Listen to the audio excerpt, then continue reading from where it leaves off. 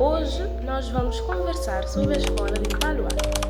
E sim, eu disse conversar porque a escola de Palo Alto explica que comunicar não é só falar e ouvir, mas sim é interagir.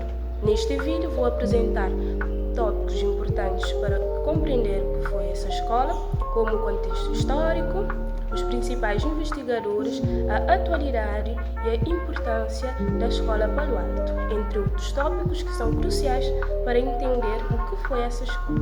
Bom, essa escola que foi tão importante para a comunicação nasceu nos Estados Unidos no ano de 1950, num centro de investigação chamado Mental Research Institute, que fica no Palo Alto, na Califórnia. Por quê? Porque a comunicação antes era vista como algo simples, onde alguém fala, alguém ouve e pronto. Mas os investigadores da escola de Palo Alto queriam provar-nos e provar ao mundo que a comunicação é bem mais do que isso, é algo muito mais complexo do que apenas falar, ouvir e já está. Então, dentre os principais investigadores dessa escola, temos Don Jackson, John Haley, Gregor Bateson e Paul Watzlawick. Foram os principais investigadores da escola de Palo Alto. O interessante é que esses investigadores vinham de áreas diferentes. Por exemplo, alguns vinham da antropologia, da psiquiatria e até da psicologia, o que enriqueceu o estudo da escola de Palo Alto, porque eles usaram a interdisciplinaridade, ou seja, estudaram a mesma coisa, só que de áreas diferentes, de ângulos diferentes. Então, isso só enriqueceu o estudo da escola de Palo Alto. A escola de Palo Alto quis provar que a comunicação é algo muito mais complexa através de principais pressupostos. Um dos pressupostos é que a comunicação é um processo social contínuo, ou seja, nós aprendemos a comunicar desde muito pequenos, mas à medida que nós vamos crescendo, essa comunicação vai se evoluindo. Também diz que a comunicação tem que ser através de um contexto social, ou seja, cada pessoa comunica de acordo com o contexto social que ela está inserida, de acordo com a comunidade, de acordo com a cultura que essa pessoa está inserida. Também diz que comunicar não é só falar. E isso é uma das ideias principais da escola de Palo Alto. Diz que a comunicação não tem de ser verbal, pode ser através de gestos, através da postura corporal e também através da expressão facial ou até do silêncio. Então, comunicar não é apenas dizer e ouvir algo, mas sim interagir na sociedade. A escola também defende que comunicar não é só falar. E todo comportamento humano tem um ato comunicativo. Ou seja, aqui não existe comportamento neutro. Nada é neutro, tudo pode ser interpretado, tudo é comunicação. Cada comportamento dos seres humanos podem ser interpretados e podem transmitir emoções, reações ou até respostas. A escola de Palo Alto explica que é impossível não comunicar e, por acaso, esta é uma das frases mais famosas desta escola. É impossível comunicar. E ela explica esta frase através de 5 principais axiomas. Bom, o primeiro axioma diz que é impossível não comunicar. O ser humano está sempre em constante comunicação com os seus semelhantes. Mesmo não sendo verbalmente, nós sempre estamos a comunicar-nos, seja através de sentimentos, através de emoções, através da postura corporal, através da expressão facial e até através do silêncio. Sim, o silêncio pode dizer muito mais do que palavras. Então, o primeiro axioma explica que é impossível nós, seres humanos, não comunicarmos uns com os outros. Mesmo estando em silêncio, nós estamos a comunicar. O segundo axioma explica que toda comunicação tem 2 níveis: nível de conteúdo e nível de relação. Mas o que é isso de nível de conteúdo? O conteúdo é aquilo que é dito, ou seja, a informação que é transmitida. Por exemplo, eu posso chegar aqui e dizer: fecha a janela. O conteúdo é a frase que eu acabei de dizer, fechar a janela. E também tem um nível de relação. O nível de relação diz respeito à relação entre os 2 interlocutores, seja uma relação de autoridade ou de igualdade. Por exemplo, eu posso dizer a um colega meu: fecha a janela. O conteúdo é a frase fechar a janela e o nível de relação é uma relação de igualdade porque nós somos colegas. Mas se o professor disser essa mesma frase, fecha a janela, seria diferente, o conteúdo seria o mesmo, mas a relação não seria a mesma, porque seria uma relação de autoridade. Temos relações de autoridade, por exemplo, professor-aluno ou médico-paciente. Então aqui não importa muito só aquilo que é dito, mas sim por quem é dito. O terceiro axioma diz que a natureza de uma relação depende da pontuação da sequência comunicacional. É um nome bem difícil, mas nós vamos entender. E explica que cada participante interpreta a comunicação à sua maneira.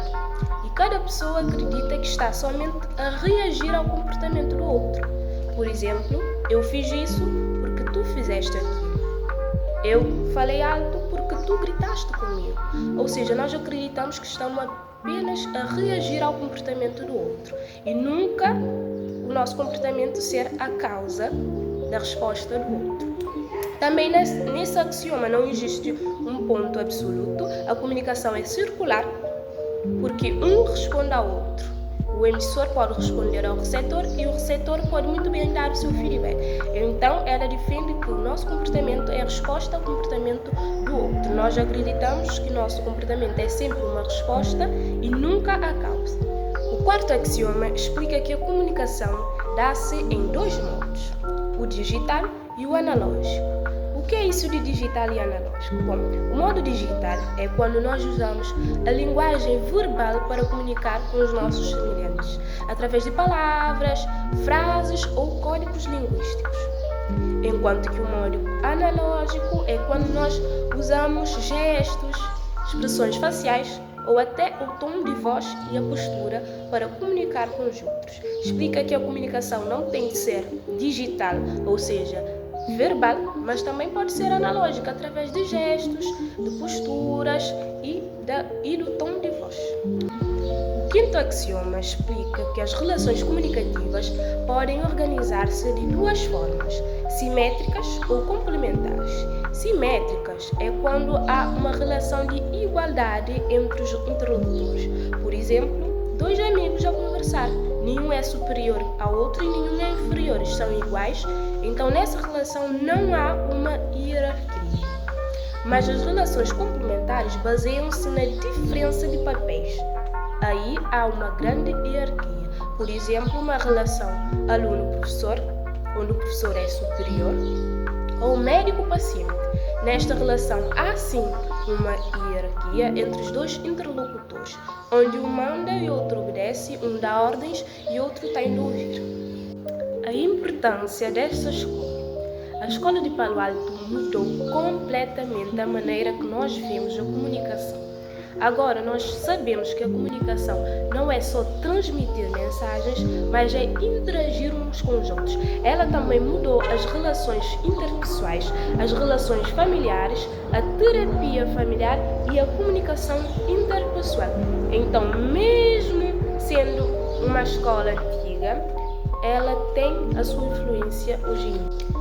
Bom, agora vou falar da atualidade da escola do Palo Alto. Apesar de ter surgido há décadas, desde o ano de 1950, a escola continua atual.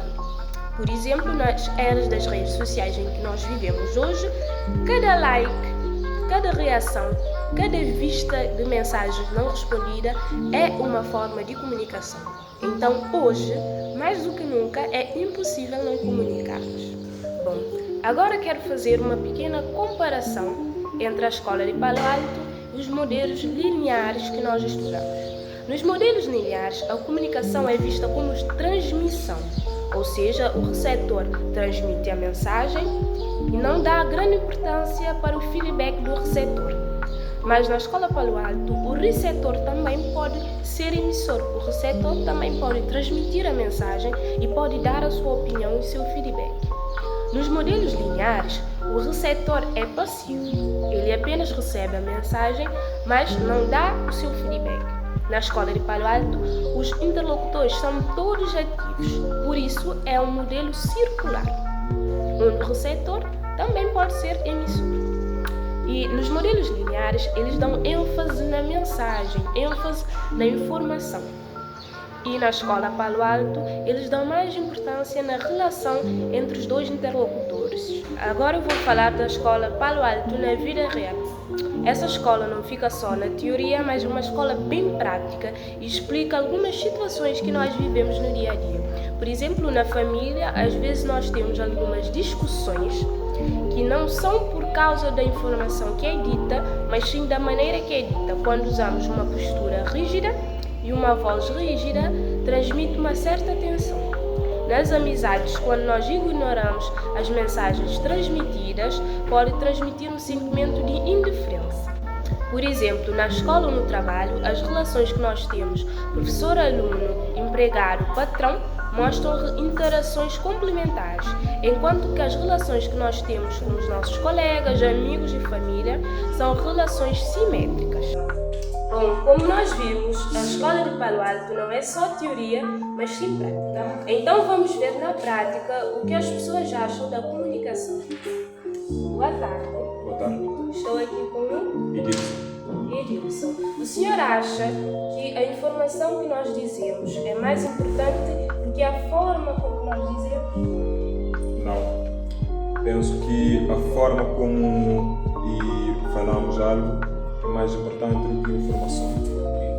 Depende muito do tom de voz, também do gesto.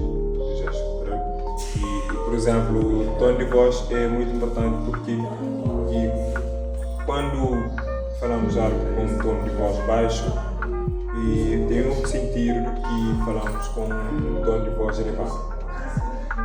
Ok, obrigada. Boa tarde. Boa tarde. Estou aqui com Adilson.